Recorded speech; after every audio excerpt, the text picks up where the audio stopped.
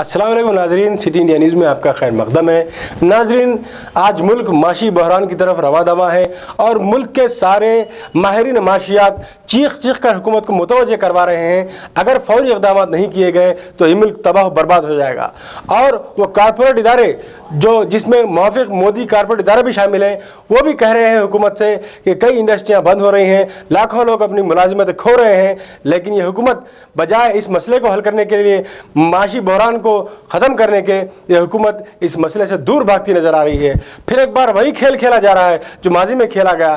फिर एक बार ये मरकज़ी हुकूमत आवाम की तवज्जो माशी बहरान से दूर करने के लिए, मुनहरिफ करने के लिए कश्मीर के मसले को मंजरां पर ले आती है और अचानक कश्मीर से आर्टिकल 370 की बर्खास्तगी का ऐलान करती है। और न सिर्फ 370 की बर्खास्तगी बल्कि एक ही झटके में एक खुद मुख्तार रियासत को दो हिस्सों में तकसीम कर देती है, दो मरकज़ी ज़ेर इंतज़ाम इलाक़ों में तकसीम कर देती है, जिसमें से एक लद्दाख और दूसरा जम्मू कश्मीर इलाका होगा। इस हुकूमत ने इतना बड़ा फैसला करने से पहले ना ही वहाँ की आवाम को एतमाद में लिया, ना ही वहाँ की सियासी क़यादत को एतमाद में लिया, और तो और उनको भी नहीं बख्शा जो 50 साल से मुल्क के हिंदुस्तान के साथ थे, यहाँ की जमहूरियत के साथ थे।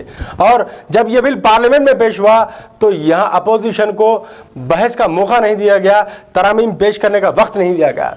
इतनी जल्दबाजी में हुकूमत क्या करना चाह रही है?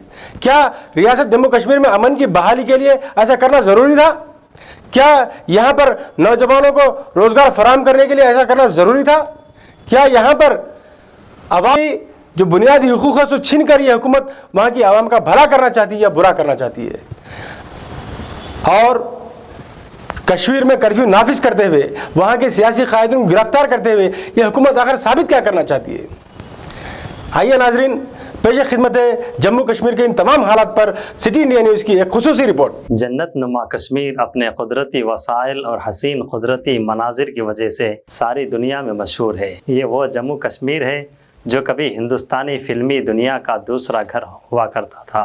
पाकिस्तान की दरअंदाजी और उसके कुछ हिस्से के कब्ज़े की वजह से ये इलाक़ा दोनों ममालिक हिंदुस्तान और पाकिस्तान के दरमियान एक तनाज़ा की शक्ल इख्तियार कर गया। उसके बावजूद 1959 तक बहैसियत मजमूई सारी रियासत में अमन व अमान कायम था, लेकिन 1959 के बाद न जाने इस रियासत को किसकी नज़र लग गई, यहाँ पर इंतहा पसंदी और तशद्दुद का माहौल गर्म होने लगा और देखते ही देखते कश्मीरियों से उनका अमन व चैन खुशहाली छिन गई और पिछले 30 साल से ये जन्नत नुमा कश्मीर जहन्नुम में तब्दील हो गया। इसके लिए पाकिस्तान सबसे ज़्यादा ज़िम्मेदार है। पाक मकबूजा कश्मीर में वहाँ के शहरियान पर पाकिस्तानी फ़ौज एक तरफ जुल्म ढाती है तो दूसरी तरफ हिंदुस्तान में मौजूद कश्मीर की आवाम से झूठी हमदर्दी जताती है और यहाँ के नौजवानों को बेराह रवी का शिकार करते हुए इंतहा पसंदी की तरफ राग़िब किया जाता है। 2014 में NDA हुकूमत के आने के बाद कश्मीर के हालात बिगड़ने लगे। पिछले चंद दिनों से जिस तरह कश्मीर की सूरत हाल धमाकों नज़र आ रहे हैं, कश्मीर के चप्पे चप्पे पर हिंदुस्तानी फ़ौज का पहरा लगा दिया गया था। न सिर्फ कश्मीर की आवाम और वहाँ की सियासी क़यादत और सारी दुनिया के इंसानी हकूक़ के पासदार तज़ब्ज़ुब में मुब्तला हैं। कश्मीर के मुख्तलिफ़ सियासी जमातों के कायदीन इस बात को भांप चुके थे कि मरकज़ी हुकूमत आर्टिकल 370 से छेड़छाड़ करने वाली है। उनके लाख मुंतबाह करने के बावजूद आखिरकार मरकज़ी हुकूमत ने आर्टिकल 370 की बर्खास्तगी का ऐलान कर दी। माहिरीन कानून व दस्तूर के मुताबिक मरकज़ी हुकूमत का ये अमल गैर दस्तूरी है। कश्मीर की हालिया सूरत हाल से न सिर्फ हिंदुस्तान बल्कि सारी दुनिया के मुसलमान काफ़ी फ़िक्रमंद हैं। इधर कश्मीर के मुताल्लिक़ जारी क़यास आराइयों के दरमियान आज नरेंद्र मोदी की क़ियादत वाली हुकूमत ने काबीना के हंगामी इजलास में कश्मीर में आर्टिकल 370 का बर्खास्त करने का फ़ैसला कर लिया। इस खुसूस में सदर जमहूरिया की जानिब से भी हुक्मनामा जारी कर दिया गया। राज्यसभा के इजलास के आगाज़ के साथ ही वज़ीर दाखिला अमित शाह ने कश्मीर के मुताल्लिक़ 4 मुख्तलिफ़ करारदादें मंजूरी के लिए ऐवान में पेश कर दी, जिसमें 2 अहम करारदादें इस तरह हैं कि जम्मू कश्मीर से आर्टिकल 370 के बर्खास्त किया जाए دوسری قرارداد میں ریاست جموں کشمیر کی تقسیم یعنی 2 حصوں میں تقسیم کی تجویز پیش کی گئی۔ ناظرین، یہاں یہ بات سمجھنا ضروری ہے کہ آرٹیکل 370 کی برخاستگی سے کیا صورتحال پیدا ہو سکتی ہے۔ سن 1947 میں کشمیر کے انڈین یونین میں انضمام کے وقت اس وقت کے کشمیر کے مہاراجا ہری سنگھ نے کشمیر کی خود مختاری کو برقرار رکھنے کی مانگ کی تھی۔ اس وقت کے وزیر اعظم پنڈت جواہر لال نہرو نے اپنے کابینی رفقا سے بالخصوص وزیر داخلہ سردار پٹیل سے مشاورت کے بعد دستور میں ترمیم کے ذریعے آرٹیکل 370 نافذ کرتے ہوئے جموں کشمیر کو خصوصی اختیارات جیسا کہ ریاست کا اپنا علیحدہ پرچم لہرانے کی اجازت اور ہندوستانی پارلیمنٹ کو جموں کشمیر کے متعلق قانون بنانے کے محدود اختیارات فراہم کیے گئے۔ اس آرٹیکل 370 کے رو سے ریاست جموں کشمیر کو خصوصی ریاست کا درجہ بھی حاصل ہوا۔ سن 1954 میں آرٹیکل 370 کی رو سے ایک صدارتی حکم نامہ کے ذریعے جموں کشمیر کی عوام کو خصوصی اختیارات و حقوق کی فراہمی کے لیے دفعہ 35A کا نفاذ بھی عمل میں لایا گیا، جس کے تحت صرف کشمیر کے مقامی شہریان کو کسی بھی جائیداد کی خرید و فروخت، سرمایہ کاری اور ریاست کے قدرتی وسائل سے استفادہ کا حق حاصل تھا، جبکہ ملک کے دیگر ریاستوں کے شہریان کو کسی بھی قسم کے لین دین، خرید و فروخت یا پھر تجارت کے اختیارات سے محروم رکھا گیا۔ اس آرٹیکل کے تحت مرکزی حکومت کو صرف دفاع، خارجہ اور فائنانس، کمیونیکیشن کے متعلق قوانین کو جموں کشمیر میں نافذ کرنے کا اختیار تھا اور کسی بھی قسم کی ایمرجنسی نافذ کرنے کا اختیار حاصل نہیں تھا۔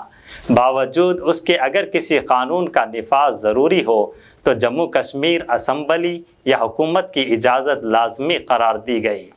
آرٹیکل 370 کے برخاستگی کے بعد آرٹیکل 35A کے تحت شہریان جموں کشمیر کو حاصل خصوصی اختیارات بھی ختم کر دیے گئے۔ جموں کشمیر ری آرگنائزیشن بل کے ذریعے ریاست کو جموں کشمیر اور لداخ کو مرکزی زیر انتظام علاقے بناتے ہوئے 2 حصوں میں تقسیم کر دیا گیا۔ ان ساری سرگرمیوں پر روشنی ڈالی جائے تو یہ بات کھل کر نظر آتی ہے مرکزی حکومت اپنے ارادوں کو روبائے عمل لانے کے لیے کسی بھی حد تک جا سکتی ہے۔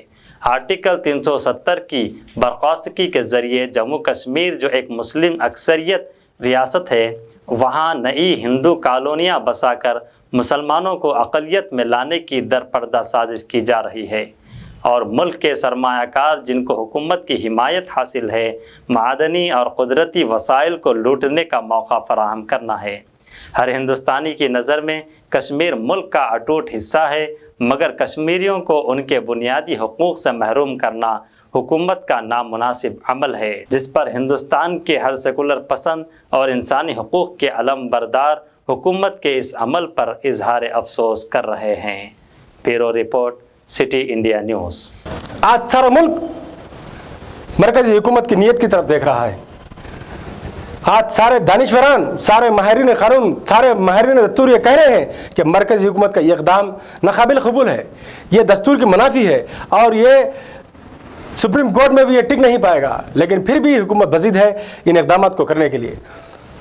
ہر ایک ہندوستانی بشمول ہم یہ مانتے ہیں، جانتے ہیں کہ کشمیر ہمارے ملک کا اٹوٹ حصہ ہے اور ہم چاہتے ہیں کہ کشمیر ہمارے ساتھ جڑا رہے، اور ہم یہ بھی چاہتے ہیں کہ وہاں کی عوام کے حقوق کی پامالی نہ ہو اور ان کے حقوق کا احترام ہو۔ جس طرح سے اس ریاست کے انضمام کے وقت اس وقت کے وزیر اعظم پنڈت جواہر لال نہرو نے اور سردار پٹیل وزیر داخلہ نے مہاراجا ہری سنگھ کی بات کو مان کر ریاست کی خود مختاری کو برقرار رکھا تھا اور آرٹیکل 370 کے ذریعے وہاں کی عوام کے حقوق کو تحفظ فراہم کیا تھا۔ ہم یہ چاہتے ہیں کہ حکومت جلد بازی میں لے گئے اس اقدام کو واپس لے لے اور جموں کشمیر کے عوام کو اعتماد میں لے۔ صرف ایک گورنر وہاں کی 1.25 کروڑ عوام کا ترجمہ نہیں ہو سکتا۔ گورنر کی رپورٹ پر اتنا بڑا قدم اٹھانا مناسب بات نہیں۔